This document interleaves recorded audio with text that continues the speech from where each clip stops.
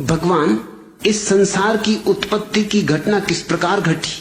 पृथ्वी पर पहले पुरुष आया कि स्त्री? कृपया हम अज्ञानियों को विस्तार पूर्वक समझाइए। H.L. जोगन, सेठ चंदूलाल गांव में आए एक महात्मा के पास गए थे। पूछने लगे, महात्मा जी क्या यह सही है कि हर व्यक्ति को मरना है? महात्मा ने कहा कि हाँ, ये तो निश्चित ही है। अरे मृत्यु से कौन बचा है? सभी को मरना है, प्रत्येक मरण धर्म है।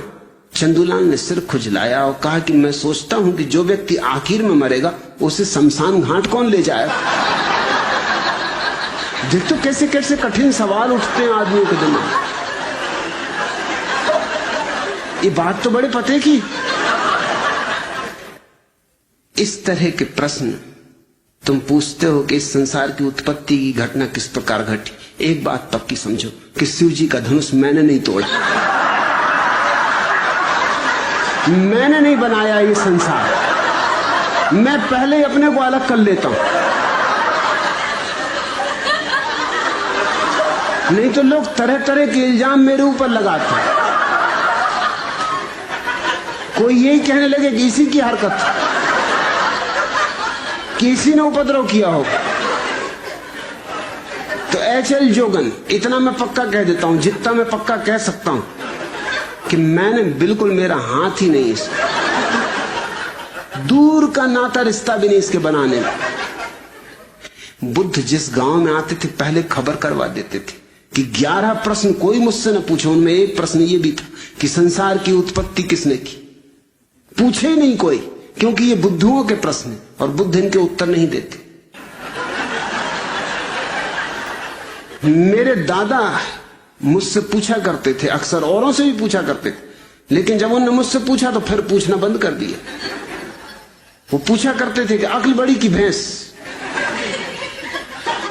अब उनको कौन उत्तर दे? मुझसे एक दिन पूछ बैठे, मैंने कहा भैंस। उन्होंने कहा क्यों?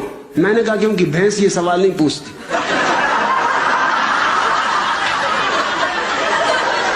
ये खुजली तुम्हारी अक्ल में ही चलती।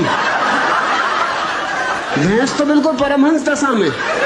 मैं कई भैंसों के पास जाके कई घंटों खड़ा रहा, कोई भैंस नहीं पूछती कि अक्ल बड़ी की भैंस। अरे भैंस को पता ही है कि हम बड़े, क्या पूछना?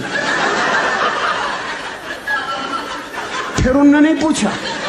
फिर मैं कई दफा उनसे पूछता था कि पूछो ना, अक्ल बड़ी की भैंस। कहते तू चुप रहे।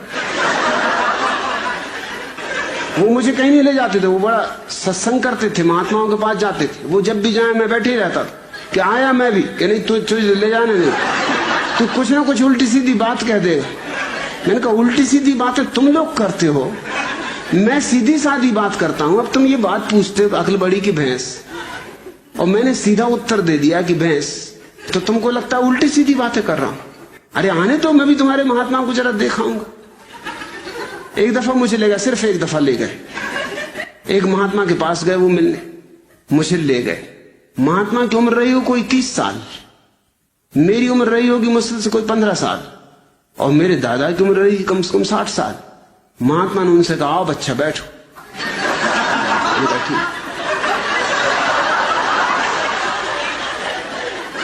मेरे दादा ने मुझसे कहा तुम्हें कुछ पूछना तुम पहले ही पूछ लो, नहीं तो फिर गड़बड़ हो जाएगी, फिर मैं पूछ लूं।